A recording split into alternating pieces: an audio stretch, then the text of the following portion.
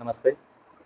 आज हम अपने इस वीडियो में ऐसी फ़िल्म के बारे में चर्चा करेंगे, जिसने प्रयोग के नाम पर या आधुनिकता के नाम पर जिस प्रकार रामायण कालखंड के पात्रों के साथ छेड़छाड़ किया है और जिस प्रकार रायता ये फैलाए हुए हैं भारत में नहीं पूरे विश्व में, ये देश-विदेशों में इस पिक्चर को लेकर के, इस फ़िल्म को लेकर के चर्चा हो रही है। आप सोच रहे होंगे कि वो फ़िल्म कौन है, तो जान ही गए होंगे, वो फ़िल्म आदिपुरुष। इस पर मैंने पहले भी जब इसका टीज़र रिलीज़ हुआ था, तो मैंने इस पर अपना यूट्यूब पर वीडियो बनाया था। और आप देखिए इस फ़िल्म में जिस तरीके से ये चित्रण कर रहे हैं, जिस प्रकार की भाषा का प्रयोग कर रहे हैं और जिस प्रकार के प्रस्तुतिकरण ये किए हैं, ये सभी के सभी बाज़ारू छाप लगते हैं। सभी का सभी घटिया है कि जिस प्रकार यह दिखाने का प्रयत्न किया गया है। वही इनसे पूछे जाने पर तो ये कहते हैं कि हम तो प्राचीन कालखंड के राम को नहीं बना रहे हैं, बल्कि आदि पुरुष के नाम पर आधुनिक पुरुष की प्रस्तुतिकरण, और हम बाबा तुलसीदास जी से इंस्पायर्ड होकर के रामचरितमानस के आधार पर हम यह फ़िल्म बनाए हुए हैं। तो आप ये बताइए, यदि बाबा तुलसीदास जी को अपना आदर्श आप मानते हैं या बाबा तुलसीदास जी की लिखित रामायण यानी रामचरितमानस के आधार पर आप बना रहे हो, उसमें जो पात्र दिखाए गए हैं, जैसे दिखाए गए हैं वैसे ही चित्रण करना चाहिए था कि आप अपने मन से जो भी समझ में आया आप उसको मिलावट करके आप प्रस्तुत करने की चेष्टा आप क्यों किए? अब उस पर कहते हैं कि बाबा तुलसीदास जी ने जिस तरीके से आप लोगों ने छूट दिया है और थोड़ा-सा मुझे भी छूट मिलनी चाहिए। ये सेंटेंस कहने के तात्पर्य आपका क्या है? इसका मतलब बाबा तुलसीदास जी भी ऊँची स्तर के रामचरित को लिखा है? रामचरितमानस में जिस तरीके से भगवान राम को प्रस्तुत किया गया है कि राम जी का जो चरित्र था वो समुद्र सा जैसा गंभीर, धीर, वीर और प्रजावत्सल थे। आपकी फ़िल्म में वो राम का जो चित्रण कर रहे हैं, उनमें ये सारी चीज़ें देखने को मिलती हैं क्या? राम का जो वस्त्र है, वनवास के समय जैसे मुनि के वस्त्र को धारण किए हुए थे, आपने तो उनको सैंडल पहने हुए, चमड़े के वस्त्र धारण किए हुए आपने तो दिखाया हुआ है। वहीं अगर भैया लक्ष्मण की बात करें, तो जिस प्रकार लक्ष्मण जी के चेहरे पर देखने से पता चल जाता था कि यह जो इनके चेहरे पर तेज और जो वीरता दिखाई पड़ती है, आपने तो उनका भी सत्यानाश कर दिया। हनुमान जी की बात करें, हनुमान जी को तो आपने पूरा मौलाना के रूप में बना दिया है। और पूछे जाने पर आपसे, आप तो कहते हैं कि हम तुलसीदास जी से प्रभावित हैं और हनुमान जी भगवान नहीं बल्कि भक्त थे। मैं आपके ज्ञानवर्धन के लिए कहना चाहूँगा, अगर आप तुलसीदास जी से ही अध्ययन करके अगर इस फ़िल्म को बनाए होते, तो हनुमान जी के बारे में बाबा तुलसीदास जी ने कहा, अष्ट सिद्धि नवनिधि के दाता, असवर दीन जानकी माता। भगवान हनुमान जी या वीर हनुमान जी वह अष्ट सिद्धि और नवनिधि को देने वाले थे। वो नवनिधियों को प्राप्त करके उनकी इतनी सिद्धि थी, इसीलिए उन्हें वज्रअंगी कहा जाता था। यानी वो अपने तपोबल से अपने अंग को वज्र के समान मजबूत बना लिए। लेकिन वर्तमान फिर धीरे-धीरे नाम बिगड़ते-बिगड़ते जो है बजरंगी हो गया, लेकिन वास्तविक रूप जो शब्द है वह वज्रअंगी है। हनुमान जी के बारे में ऐसा बताया जाता है, ऐसा मिलता है। वहीं आप कह रहे थे कि मनोज मुंतशिर जी कि राम और हनुमान जी के जो हनुमान जी भक्त थे और वो दर्शन की भाषा ही नहीं जानते थे।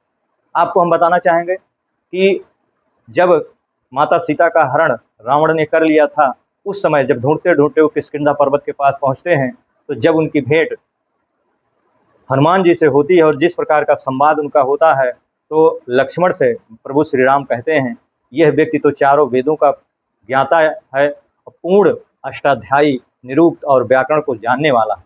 इससे हमें समझ के बात करनी चाहिए। इसके भाषा में जो सहजता है, जो सौम्यता है, कि शत्रु भी इसकी भाषा से पिघल जाए, तो वह भाषा थी हनुमान जी की।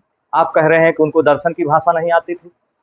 आप कौन-सा आपका यह ज्ञान है और ये कहाँ से लेके आए हैं? किस रामायण से लेकर के आए हैं? चलिए वाल्मीकि रामायण से आपने नहीं बनाई है, तो रामचरितमानस में भी तो ये सारी चीज़ें नहीं। वहीं अगर बात करें लंका कांड की, तो हनुमान जी जब लंका में प्रवेश करते हैं, तो बाबा तुलसीदास जी ने रामचरितमानस में लिखा है, सूक्ष्म रूप धरि सियहि दिखावा, विकट रूप धरि लंक जरावा। अब आप क्या दिखा रहे हैं? तो विराट रूप में माता सीता से मिलते हैं और साधारण रूप में जो है लंका को जराते हैं। मेघनाथ को देख लिया जाए, मेघनाथ जैसे जिस प्रकार से टैटू छाप लग रहा है, जैसे लग रहा है कि कोई जो है हॉलीवुड का कोई एक्टर दिख रहा है। मेघनाथ जबकि बहुत ही वीर योद्धा था, वो भी वेद वेदांगों को जानने वाला था, दर्शन और शास्त्र की समझ रखने वाला था, वह एक वीर योद्धा था। वो मुकुट धारण किए हुए रहता था, वो सनातन का जो हमारा पहनावा था, वेशभूषा था, उसको भी आप बदल दिए। विभीषण की बात करें तो विभीषण को तो आप किसी सीरियल के जो है व्यक्ति को आप दिखाने का प्रयास किए हैं। और माता सीता की बात करें, माता सीता नारित्व का प्रतीक, पतिव्रता, और जिस प्रकार उनके अंदर सौम्यता, सहनशीलता और धैर्य दिखता था, और आज आपके फिल्म में जिस प्रकार आपने माता सीता को दिखाया है, वह एक प्रकार की फिल्मी नायिका है। राम और सीता के जो आप दिखाना चाह रहे हैं, तो आधुनिक बच्चे यही देखेंगे कि ऐसे ही हमारे राम थे, जबकि हमारे राम आप देखिए उनके चेहरे पर क्या कितनी दिव्यता और कितना तेज, और माता सीता को ही देखा जाए तो गजब का तेज उनके चेहरे पर देखने को मिलता है। आप क्या दिखा रहे हैं? आप तो अश्लीलता परोस रहे हैं। विभीषण की पत्नी को कम वस्त्रों में पहने हुए दिखाया आपने दिखा दिया है। जब लक्ष्मण जी को मेघनाथ जो है मूर्छित कर देता है, यानी धीरे धीरे उनकी मृत्यु के सैया के तरफ बढ़ रहे होते हैं, और आप सुसैन वैद्य की जगह किसी स्त्री को ला के बैठा दिया है। मतलब पूरा का पूरा काल्पनिक रामायण आपने बनाने का प्रयास किया है। आप क्या दिखाना चाहते हैं? वहीं अगर आप वीएफएक्स के स्तर की बात करें कि आप तकनीक के आधार पर अगर आप देखें, तो जिस प्रकार का छपरी छाप रावण बनाए हुए, रावण जबकि त्रिकुंडधारी और मुकुट पहनता था और सोने की लंका में रहता था, आप तो देख बड़े बड़े अजगर एनाकोंडा के बीच में सोया हुआ रावण को दिखा दिया है। क्या दिखाना आप चाहते हैं? कुछ भी आप आधुनिकता के नाम पर कुछ भी दिखा देंगे और कह देंगे हमने बच्चों के लिए राम बनाया है। आप कहते हैं हम भ्राताश्री नहीं भैया बुलवाए हैं, क्योंकि भ्राताश्री कठिन शब्द है। आपको मैं बताना चाहूंगा मनोज मुंतशिर जी, किसी भी संस्कृति का जो अंग होता है, उसकी वेशभूषा, भाषा, आहार विहार, वह हमारे संस्कृति की आत्मा होती। अगर आप इसके साथ छेड़छाड़ करेंगे, वह धीरे धीरे वह संस्कृति मर जाएगी। तो आपने हमारी सनातन संस्कृति के ऊपर आघात किया है, उसको मारने का काम आपने किया है। प्रभु श्री राम हमारे कोई ऐसे वैसे मनुष्य नहीं है, प्रभु श्री राम हमारे आदर्श हैं, हमारे प्रेरणा स्रोत हैं। आप उनके साथ खिलवाड़ करने का प्रयास किया। आप कहते हैं कि प्रभु श्री राम का कालखंड 7000 साल था, तो आपको जानकारी होना चाहिए। अगर त्रेता काल के आधार पर अगर आप कालगणना करेंगे, जिस प्रकार जिस मनवंतर में पैदा हुए थे, उस आधार पर अगर हम कालगणना निकालें तो 9 से 10 लाख का समय निकल के आता है। आपको जानकारी होनी चाहिए। लेकिन जानकारी के अभाव में जिस तरीके से आपने फिल्म बनाई, आपको प्रायश्चित करना चाहिए, आपको अपनी गलती माननी चाहिए। ये नहीं कि आप कह रहे हैं कि हम डायलॉग बदल देंगे, ये कर देंगे, कुछ भी क्या बदलोगे? क्या बदलोगे उसमें? चमगादड़ पर उड़ता हुआ रावण को आप दिखा रहे हैं। रावण जो सनातन धर्मी था, मानता हूं कि उसमें चरित्र में उसकी गिरावट थी। रावण भी अगर देखता होगा तो कहता होगा कि मेरे चरित्र में मानता हूं दोस्त थे, लेकिन जिस तरीके से तुम छपरी छाप रावण, मुगल काल का रावण जो तुमने दिखाने का प्रयास किया, वो बहुत ही गलत किया है। वो किसी एंगल से जो है हमारे सनातन के अंग नहीं दिखते हैं। रावण को आप अपने वाहन को जो है मांस खिलाते हुए आपने दिखा दिया, जबकि रावण जो है पुष्पक विमान से चलता था। अंत में आप जैसे लोगों के लिए मैं कहूंगा, बाबा तुलसीदास जी ने आप लोगों के ही लिए लिखा था शायद, तो इसलिए उस चौपाई को आपको पढ़ना चाहिए, उनसे सीख लेनी चाहिए। बिन सत्संग विवेक न होई, राम कृपा बिन सुलभ न सोई।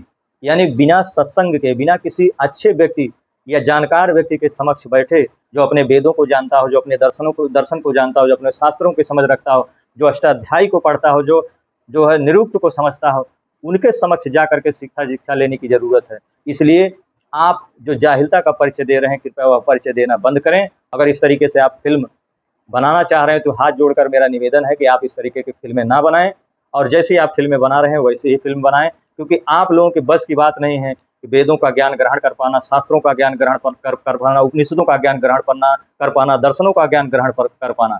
तो मेरा निवेदन है आप सभी से, मनोज मुंतशिर जी से विशेष रूप से, जो आप कह रहे हैं कि बाबा तुलसीदास जी को आपने छूट दिया है, मुझे भी छूट दीजिए। नहीं, मैं छूट देने की बात नहीं करता हूं मनोज मुंतशिर जी, आप छूट ना मांगिए, आप महाकविवंत बनने का प्रयास करिए। नहीं तो आपके लिए भी और अन्य लोगों के लिए भी, हम लोगों का जो धैर्य है, हमारे जो सनातन संस्कृति का जो आदर्श है, अहिंसा परमो धर्म, धर्म हिंसा तथैव च, तो वह हमें ऐसा करने पर मजबूर ना करें।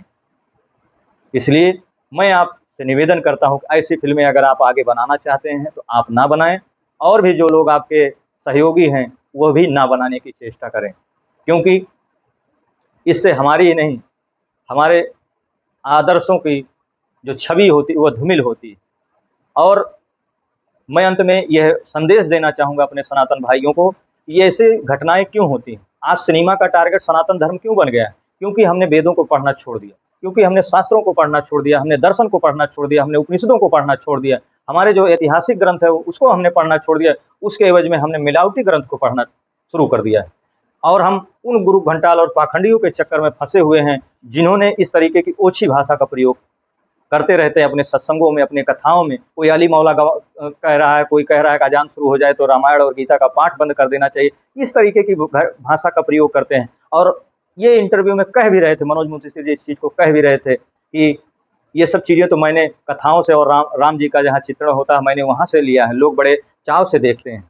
तो कहीं न कहीं हमें वेदों की ओर लौटने की ज़रूरत, हमें यह समझने की ज़रूरत है, हमें अपने महापुरुषों के आदर्श को समझने की ज़रूरत है, उनके वीरता, उनके साहस, उनकी धैर्यता को सही रूप में जानने की ज़रूरत है। और आने वाली पीढ़ी को जब हम जानेंगे तभी सही रूप में हम परोस पाएंगे।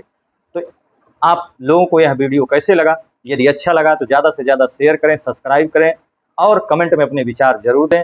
धन्यवाद।